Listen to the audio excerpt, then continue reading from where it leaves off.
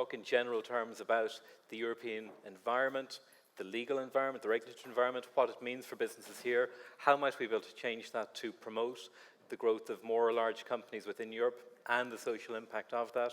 And we're going to start with a brief presentation from each of our speakers. They're going to talk about themselves, just introduce where they're coming from, set out the big issues as they see them for a few minutes each. Having done that, we're then going to have a Q&A about the wider issues that this presents. And then at the end, we'll have time for a few questions from the audience, and hopefully we can develop that a little bit further. So without further ado, I'll hand over to Heather to introduce her viewpoint. Great. Hi, I'm Heather Brunner. I'm the CEO of WP Engine. WP Engine is a platform for managing WordPress websites and applications for businesses of all sizes. And I guess my point of view, and this is a couple different things to think about for this angle around how can Europe really drive more innovation and drive more companies succeeding in technology. So first off, as a company, so we as WP Engine, we've just launched, for us, we have 70% of our revenues come from US, 30% come from rest of world.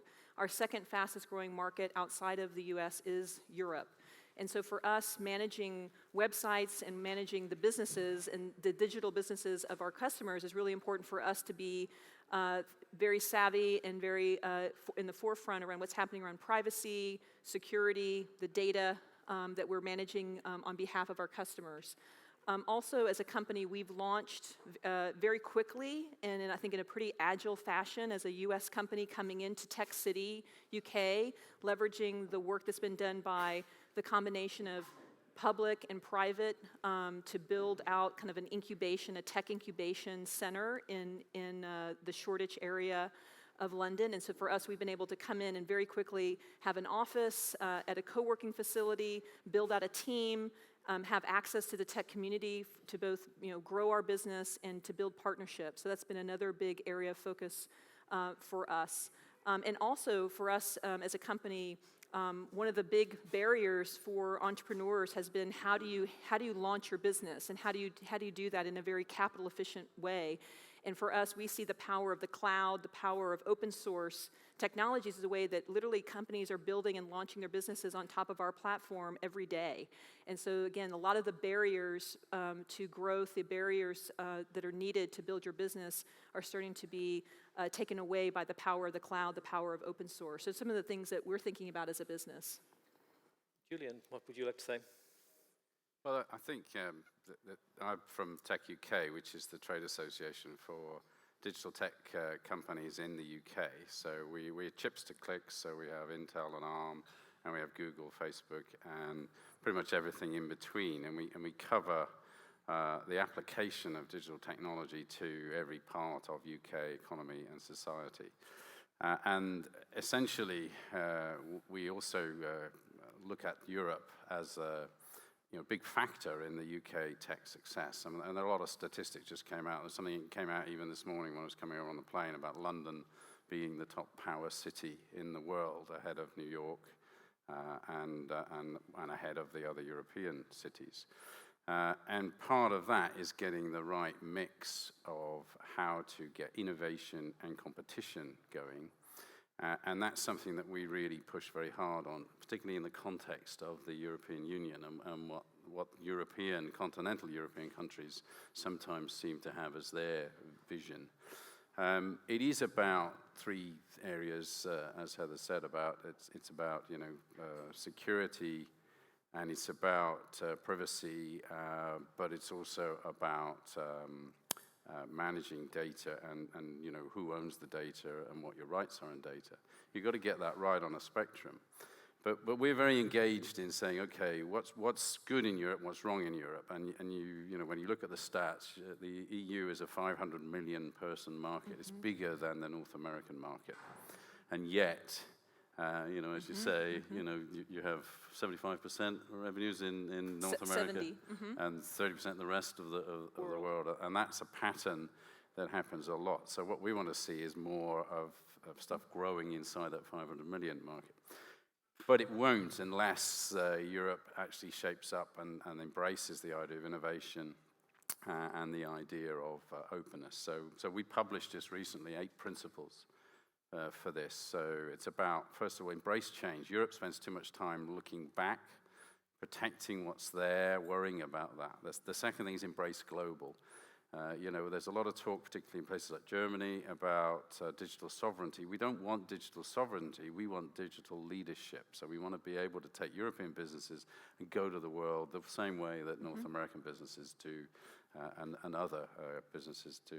And it's got to be easier to do this stuff. If anybody's got involved in regulation or whatever in large parts of Europe, it's hard, it's expensive, it's difficult. And then you've got to make things simpler. It's got to be easier to do. Stop worrying about technologies that are there now, because they will change. The other thing is focusing on which platform is which or what technology is where at any particular time. Forget it. It's going to change. Leave space for innovation to overcome that.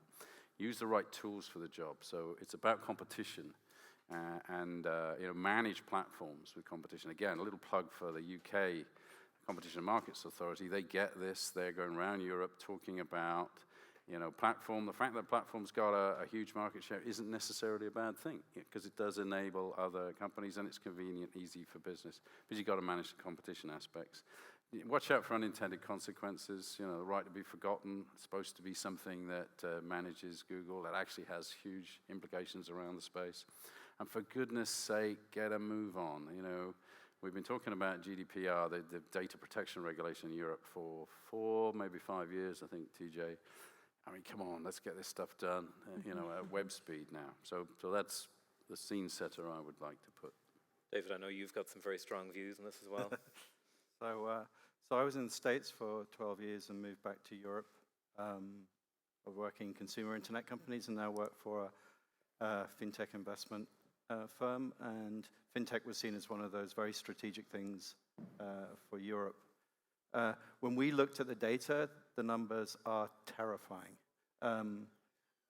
What's happened is the notion of a unicorn, which is a billion-dollar company, has concealed a bigger structural fault, which is the unicorns are not the top of the food chain. So the companies at the top of the food chain are above $50 billion, whereas unicorns are $1 billion. And if you look at the market capitalization of the top pure-play internet companies by continent, in the Americas, it's $1 trillion. In Asia, it's $500 billion. In Africa, it's $60 billion. And in Europe, it's less than $20 billion. So this is the equivalent of the Industrial Revolution, where there are no car companies in Europe. It's that bad. And we're seeing that even when Europe does produce multi-billion-dollar companies, they then get acquired by the animals further up the food chain, as what's just happened with the Candy Crush maker.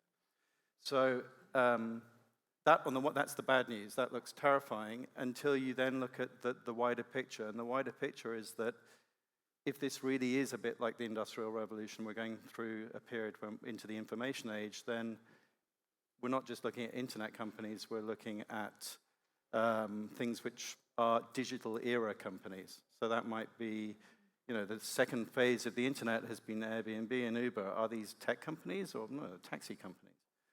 And beyond that, is Tesla even a technology company? No, it's a car company. So once you start to include these other companies there, Europe actually has the potential to create these things at the top of the food chain. So a good example would be Inditex, which owns Zara, which is a $100 billion company, or H&M, or IKEA, or these things. And if these companies have the scale to acquire other companies and stimulate the ecosystem to really push back a bit against the US platforms, otherwise Europe really can't be Europe and can't do all the things that make Europe a bit different from the US, like create a tempered society where people have certain social benefits that they don't in the US. Julia. That's a nice pickup for me. So I'm an academic at the University of Cambridge, and I write for The Guardian and have for the last year. And I particularly came in because we have, I think, quite a visionary leader in our tech team who is very interested in the implications of tech beyond the sort of quite narrow tech press and the social implications of these enterprises at the top of the food chain. We have this incredible monopolization in internet space, and I think it's probably even pre-industrial revolution. We're in the Middle Ages. The Renaissance hasn't come. We are, the companies that are growing do quite disturbing things to the centralization of information. I've written quite a lot about Google, and I think that we really, in Europe, regulators are sort of at the edges. They don't quite know what they're doing, but what we're essentially dealing with is centralization of all of our information search and knowledge bases. With Facebook, we have the sort of trading on social derivatives of ourselves, and the long-term trajectory of these companies is to move into micro-financialization of everyday aspects of life that were never meant to be financialized. And I think that the consequences of that for a really equal society are quite worrying. Also with Uber, for example, the rise of Uber shows, I think, a business model of regulatory arbitrage, which is effectively engaged in sort of outsourcing city and public infrastructure functions to the myth of the algorithm that knows more than we could possibly regulate or manage. And I think that how regulators come to this, we've got a bit of a kneecapped regulatory system in Europe where we have regulators in Brussels where we really need to get behind, I think, as in Europe, get behind what those regulators are doing, but they have got a twin mission that they want to stimulate jobs and growth at the same time as trying to perform regulatory functions. And this is what has hampered something like the data protection reform, which in the end is carrying a lot of legacy problems that aren't really addressing the essence of what it is to have, I think, sovereignty at an individual level, not in an atomized and sort of selfish way, but in a way that gives you control and autonomy in the world, in an increasingly programmable world where we'd reduced, I hear, the last 2 days circulating around a lot of talk around, this exciting potential of data, and we're all going to be able to predict what we want and need before we even want to need it. And I think that we want to keep ourselves in that equation. There was a lot of talk there about privacy, data protection, and I have to admit to a certain interest here because Digital Rights Ireland, the organisation which I chair, was a party to the recent Max Schrems decision that some of you might have heard of, which resulted in striking down the safe harbour agreement between Europe and the United States and the consequences that follow from that. So I'd like to throw it open to our panel to ask what is their perspective on this as a driver for growth in Europe, as a civil rights issue, and also possibly as a competitive differentiator. One of the concerns a lot of people have expressed is that US firms in particular don't exercise adequate control over data. They're not adequately regulated as to how your personal data is used. Is this an area where there is a potential competitive advantage? Or if not a competitive advantage, can we at least have a harmonization of privacy standards? Would you like to take that on? Well, I'll start. So we, again, is a company that is managing the digital business on behalf of our customers, and we have customers in 133 countries, 40,000 customers worldwide. And so this is a very big area of focus for us, is thinking about how do we both drive the level of scale and service for our technology, but also then protect and operate successfully in all the different regions in which we serve customers. And so this news for us was really, the breaking of the safe harbor was a very big news for us. And I think for, as we think about planning for how we, today we already have the ability for customers to choose where they want their data, the ability for their data not only to be serviced in that country, but also in certain regions. And so I think for us, the next step is how do we take that, we have it at a regional level, how do we start to take that to a country level? So there's a lot of demand from our customers say, I want my data in my country, even though I'm serving a digital and global business, I want to have that. So there's kind of this, we both have it as us as a service provider and how we think about that and plan for that in our data model, but also how do we help advise our customers as they're thinking about those same very things for their businesses as well. So it's complicated, and for us it's going to be a journey, it's going to be a spectrum of where we'll be able to have regional data, then be able to think about it being more localized to specific countries based on the needs and demands of our customers and regulation. So I think it really does illustrate the unintended consequences thing, because there were two aspects about the safe harbor case. That the first was that there is an opinion about how data is treated in the US versus how it's treated in Europe. And coming from the UK, where we have the investigatory powers bill being announced today, there's some interesting questions about, is the US actually worse than some parts of Europe?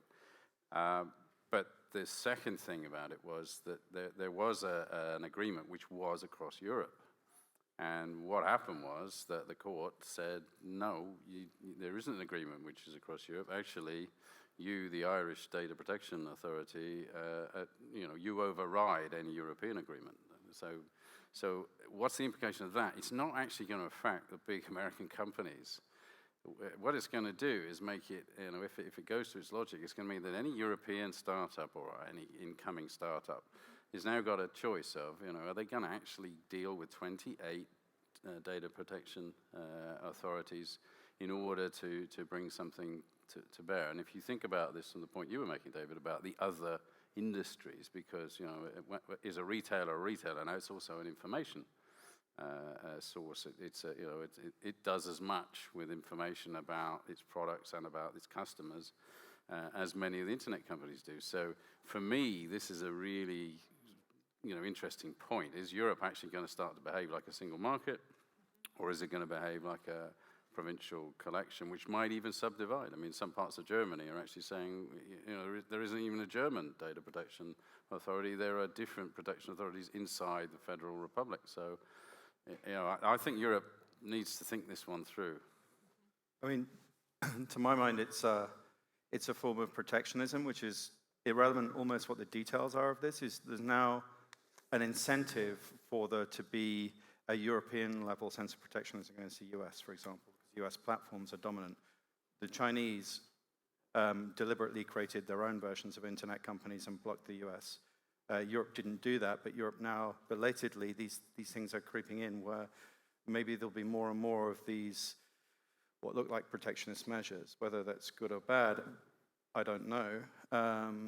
One of the things that could happen, for example, that would be good is it will make Europe create a single market. At the moment, you can't ship goods around Europe like you can around the US. You can't data roam the way you can in the US. You can't pay the same social charges if you commute between different countries. There's not a lot that binds Europe together. There are some things, like insurance is a single market in Europe, which it isn't in the US. Payment systems are unified throughout Europe in the way that they aren't in the US. So there are some good aspects, but I think there will be a general trend towards a more European view for digital marketplaces and more protection between the US and Europe. So it's interesting, this protectionist argument and using privacy as there's a common argument that privacy protection in Europe is protectionist. I think I would counter that the way that the internet has evolved involves a different kind of protectionism, which is that US-style free speech, which is uninhibited, and is really, if you look at the physical infrastructure of the internet, old imperial shipping lanes are basically the cable infrastructure of the internet. We have global companies operating in one language and using as a mode of sort of rollout, and yeah, it's great, we access Wikipedia and it looks the same everywhere you go, but the implications of that in terms of who provides the hardware and the infrastructure of those services and where the money goes are quite worrying, I think, as a sort of global colonial infrastructure, to be a bit controversial. And I think that the safe harbour ruling was a triumph for fundamental rights. I think that the practical implications weren't thought through, particularly in not having any transition period. But what I think has been really a shame is that in the last 2 weeks, I interviewed Max Schrems the day after the decision. We had a beer, and it seemed all very grand. And I was hoping that there'd be some creativity out of the decision, because what it effectively says is that companies need to ensure that they're meeting data protection law, which is and everyone says, well, the rules are changing all the time, but the rules have been in place since 95. The issue is that they've never really been properly enforced. And what the ruling requires is that individuals know where their data is going and who is accessing it, and has some guarantees against or knowledge of surreptitious surveillance. Now, companies in many regions of the world are aware of this, and there's ways that you can provide transparency and accountability. I'm working on various research projects on this, which don't involve completely relocating infrastructure, but involve data tagging, which involve more meaningful terms and conditions so that people can choose and know where their services are. And I think the reason this is so important is that we've kind of bought this rhetoric of the free speech internet and one single internet. But as everything is becoming connected, and this was something you said, Heather, there's every difference in the world between sharing and accessing information on Wikipedia and the information that's going between me and my coffee machine. And having that every coffee machine in Dublin routed through Silicon Valley and the implications of that, or the washing machines. Imagine if all the washing machines flooded, or coffee machines.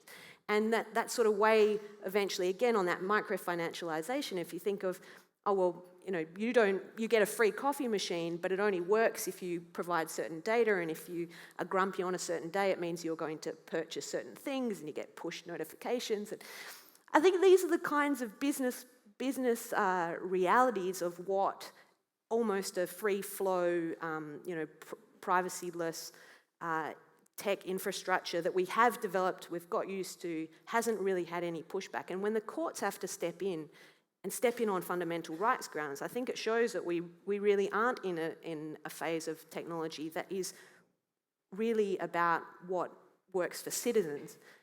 It's what works to make citizens transparent, but it doesn't necessarily make companies and governments transparent in the same way. And I think that's what data protection ideally should be about, is making sure that we are not the transparent operators in this, and that we know where things are going, particularly when they're about intimate details. Well, I think Julia has identified the key issue there, which is the threat to my coffee machine posed by hackers. That would be a denial of service attack that would shut me down. But I think Julian has something to say about those wider points. Yeah, the only thing I would say is I really hope it is the start of innovation and looking at this thing at a European level. But if you read, and you spoke to Max, so the judgment actually says you're going to have to deal with 28 data protection authorities, not one in Europe looking after European citizens. But also with money, when things like money flows across borders, at the moment, European data protection you can't both comply with US anti-money laundering laws and European data protection. You have to choose which law to break. So what happens, of course, is in the US, if you break the anti-money laundering laws and you work for a bank, you go to jail. But if you break the data protection laws, the bank gets fined. So you as an individual are much more incentivized to comply with anti-money laundering laws than you are data protection. I think that this is also just big, that trade-off between, I as a citizen, my trade-off between privacy and progress, and my access to innovation and services and things that are new. And so if Europe wants to have more unicorns, if Europe wants to have more companies that are going to go after and attack this toll of privacy and having it be across all the things is going to be a toll on this progress of those companies and being able to access. Why do unicorns form? They have access to capital, access to talent. They have access basically to an open economy, and they have an ecosystem from which to play in and find their market fit and find if that market is going to adopt it or not, and to be able to go and do that in a fast, agile fashion and apply that. So again, if Europe, it becomes the place that is the single market for a unicorn to emerge and to thrive, a lot of these things are going to have to be sorted. Otherwise, it just creates tolls and barriers to progress, which I think is not conducive to really what the European citizens want. They want to have more access to great companies that are here in Europe to help them, in terms of fueling the economy, more jobs, more innovation. And so there's going to be a trade-off between that. One of the points that's coming out here as well is the idea of dominance, the idea that we have certain firms, there's a tendency towards natural monopolies in the information economy, be they the network effects you get from Google, from Facebook, from other large operators. Overwhelmingly, these are US rather than European firms. And I think that raises a question as to, well, to what extent does European regulation help to protect a level playing field within the market? And particularly within that, to what extent will net neutrality rules in Europe protect that or not? As you might know, we've seen in the last 2 weeks the adoption of a new net neutrality deal by the European legislator. And not after the ink was dry on that, did Deutsche Telekom come out and say that they were now looking at levying a charge on startups of approximately 2% of revenue with the view to guaranteeing better quality of service. So, question for the panel, net neutrality being one example, but more generally European regulation in a wider sense, is that doing enough to protect the ability of small firms to come in and innovate, or are we seeing dominance which cannot effectively be challenged? So I think the problem with net neutrality is it's really boring and no one really understands it, but it's hugely, hugely important. And the only analogy is that basically, net neutrality is basically a game between the telcos versus the internet companies. The internet company is basically a socialized network, a subsidized network, and then it's more like a road network where you can build shops alongside it. The telco network is where corporates own everything. They own the infrastructure as well, and it's much more like a railway network. Unfortunately, Europe likes railway networks, and there is a psychological mechanism where the telcos can actually hold things back potentially. Ironically, it means that you have a less socialized infrastructure. So I think it's hugely important and hugely difficult to get the right result in Europe for cultural reasons, and it's a train wreck. Yeah. Go ahead, Julian. Well, I think the telcos are a good example of what can go wrong if you have, if you think about it, everybody's worried about large international companies having dominant positions, but telcos in Europe, by definition, all have dominant positions. And again, back to our principles here, these guys are not looking at the future, they're looking at the established position. And none of them is looking really to expand into other countries because they're not allowed to do that because of the regulatory, dead hand, which will come our way in data if we don't watch it. And so you get the same result. They then start to chisel their governments to push their particular angle. And lo and behold, you don't have a European approach to anything. You don't have a single market. You have this sort of balkanization thing with some places with very, very backward-looking approaches. So, again, I really think we need to resist all this stuff. We need to open markets up. We need to have a single market in Europe. And it needs to deal with that kind of thing. Net neutrality's got to be a balance. There's got to be investment, which people have got to make. So there's got to be a payback on the investment, but there's got to be openness to this essential business enabler, which is the internet. Again, I think I can't speak with expertise on the Irish situation, but again, in the UK, it seems okay. The market, with a regulator sort of looking over it, seems to be okay. It could be better. But it seems to be possible for companies to get going, to get starting up. And I see that in some other cities around Europe, but I also see some problems.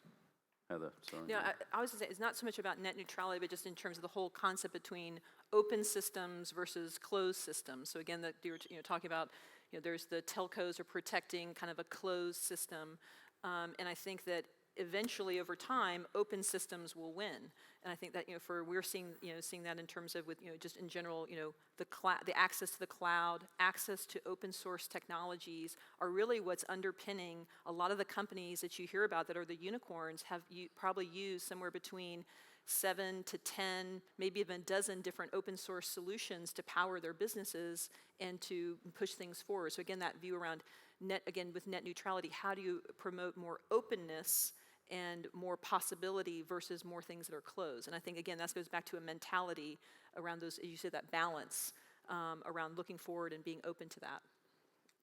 I think net neutrality was a missed opportunity in Europe, the regulation, but it's also one of those fights. I think it's a boring one, but it also is one where individuals don't really have a stake in the game. It's become a big cable versus big content battle, and it also means that we miss the various other ways that the internet is really not neutral. So the dimension of the last mile access is one aspect of neutrality, but with these monopolies and some of the aspects that we don't regulate very well, Google, for example, resolves 40% of domain names.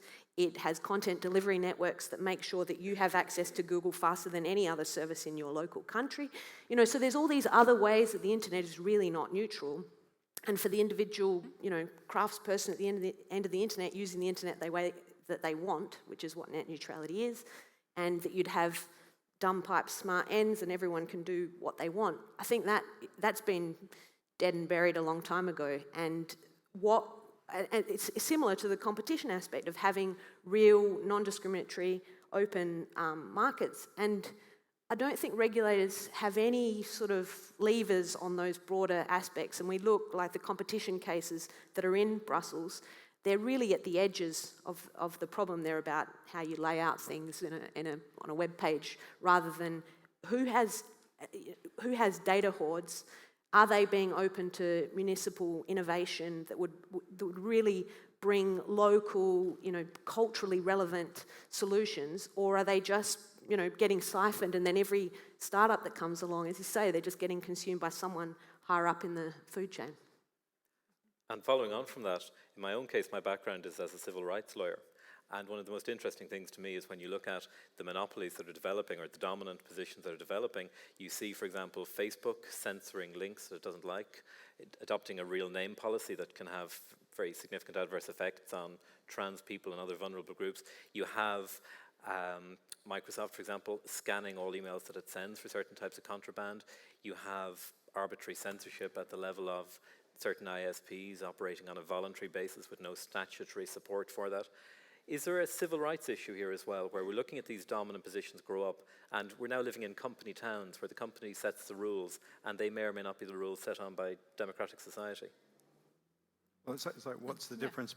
One person's privacy is another person's secrecy. So censorship of links versus the right for yourself to have some privacy, they're both the same thing, phrased differently. It's very difficult to create a one-size-fits-all model that's ethical. I think it's just about that choice. So again, the choice around for each individual and each culture is going to be, there's going to be a spectrum of what's acceptable, what people are going to tolerate. I think that there is an exchange right now, and everyone may have a different one around whether you choose to have an exchange of value with Facebook and get information, whatever, and what you're willing to then give up because of it. I think the opportunity, I think for us in terms of thinking about from a education, and I think a lot of those things are not known. So a lot of people, and that's I think part of the issue is that most average citizens don't realize what they're giving up with those things. I think that's something that's going to change over time. But I think there is that it's going to depend on what you value as an individual and what you're willing to give up. I think that what's the phrase? Coin the phrase: if there's no price on the product, then you are the product. And I mean, I think people are quite willing to trade that away. We all do that. The sort of pages and pages of terms and conditions. You just click on it. I think there are two things that need to work here. Which is, the first is, there should be basic laws. We have basic laws that should be applied, and they should be applied. And then there should also be transparency. What our regulators and our legislators should be focused on is exposing what goes on, and then the market will happen. And the tradition of startups is they just get on with things when they're getting going, and then when they become to a position where they've actually got a market to hold on to, then they start to have to think about how they're behaving. And what makes them behave well, as we've discovered, even with car companies and other companies, is when people know what they're doing. What's that still? The conscience is that still small voice that tells you somebody's looking. And that's what needs to happen here. And then the market and the consumer will actually do it.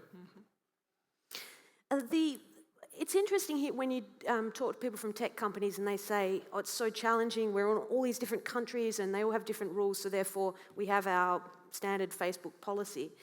And of course that is culturally influenced in its own way, and for a long time, say search results, you mentioned the right to be forgotten. Search results, if you look, there's some bizarre things that happen in autocorrect and autofill on Google around porn stars and around anything that's sexually related. And it's the same on Facebook. But then in Germany, where there's huge pressure and an incredible local concern about Nazi speech, and they make a claim, there's pressure from the government to get Facebook to do something about it. It says, well, we can't, that's not a policy in the US. And they're completely different cultures and historically contingent societies that I think deserve to be able to have their standards applied in a local jurisdiction. So I think that, it was interesting, going back on the Schrems case, Max commented that we were talking about the fragmentation argument, and you get all this, I think it's a very unfortunate term that people talk about, balkanization of the internet. And as I mentioned, with different levels, I think that your individual data store and your messages to people and your home should be very much local, and then there's other services that deserve to be global. But in every other industry, cars, health, finance, you have different regulations. You have different plugs in different countries, and it's a bit annoying, but it's also because there's differences, and that's the beauty of, you know, a rich and diverse planet. And I think that sometimes gets lost in the enthusiasm for these wonderful services that I do think we'll look back on and say, wow, it was pretty crude. We were all on this platform called Facebook, and we all just gave everything up to it. Mm-hmm. Yeah. On that note, we have a few minutes now for questions. So I think we have two roving mics, and we have a lady over here and a lady over here. I think we're first. I just want to hear why we are so afraid of being protectionistic in Europe that we don't enforce our own laws. And I have to give you one example. For example, in Norway, in 2010, there was a thriving social network with millions of users. And in schools, all the kids were using it. And the teachers were so annoyed about it that they actually forbid them to use it. But they forgot to stop them from using Facebook. So now this Norwegian network is dead, and Facebook is thriving. And this is not just a Norwegian story. It's the same in Germany, Holland, and many other places. And we are so afraid of being protectionistic. Isn't it about time that we are doing the same as all the others, like China, US, Brazil, Russia? We're actually going to be short on time, so perhaps we can take that and one or two more questions and then talk about them together. So who's next? Me. Hi, DJ. I just wanted to maybe point out an interesting contrast when you discuss open and closed systems. Open always seems to mean free enterprise, and closed means regulation, yet a lot of the free enterprises actually are closed systems with our data. They take it in, and we don't know what they do with it, and we have no access to it, and as you've pointed out, we don't actually understand what we're giving up at the time. It's a comment that maybe can be included in an answer. Mm-hmm. Open and closed systems and country-specific regulation. I really liked what Julian said about that. I think that, again, the education. So I think as consumers, we should be demanding transparency. We should be demanding to know. We should be reading the T's and C's. We should be looking at the privacy controls. If you haven't looked at the privacy controls for your Facebook account, well, that's on us, right? It's on me. You know, so again, back to like to thinking about how do you kind of have that exchange and that view around that.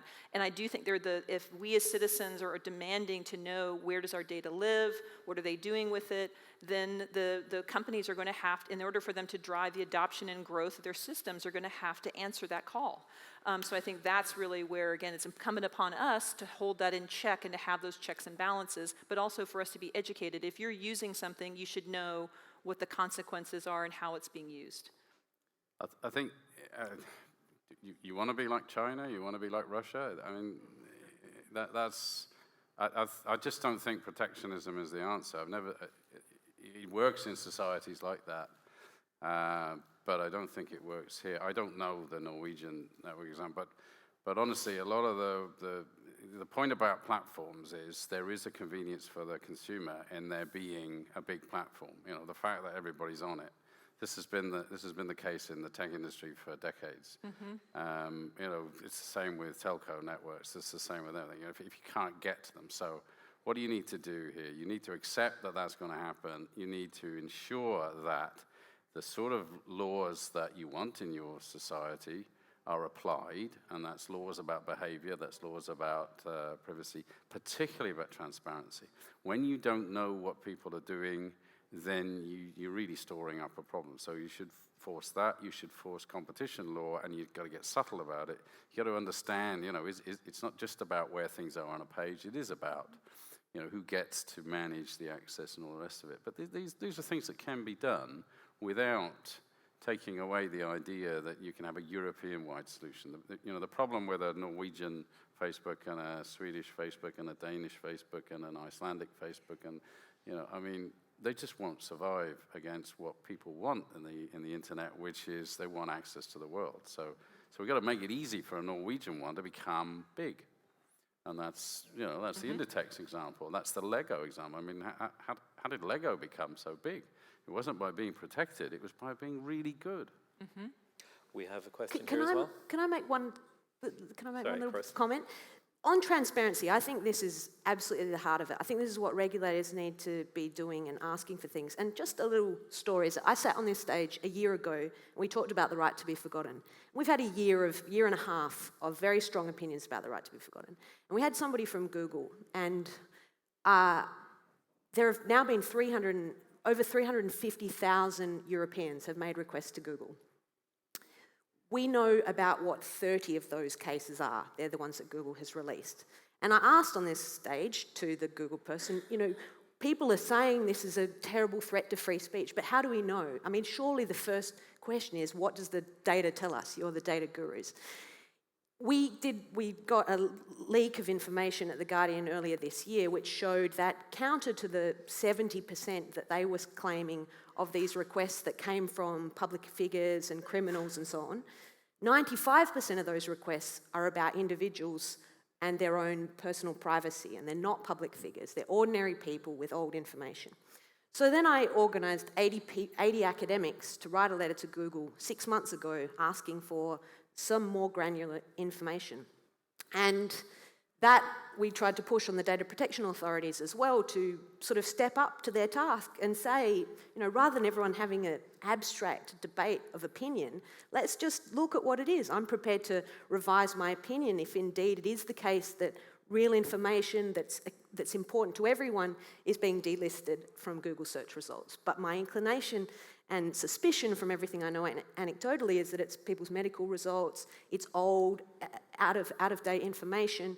And that, I think, is a perfect example of what transparency really should be. And Google has this transparency report that is perfect for newspaper copy because it has 20 examples, but it doesn't really tell us anything quantitative and meaningful about the sorts of things that really impact all of us.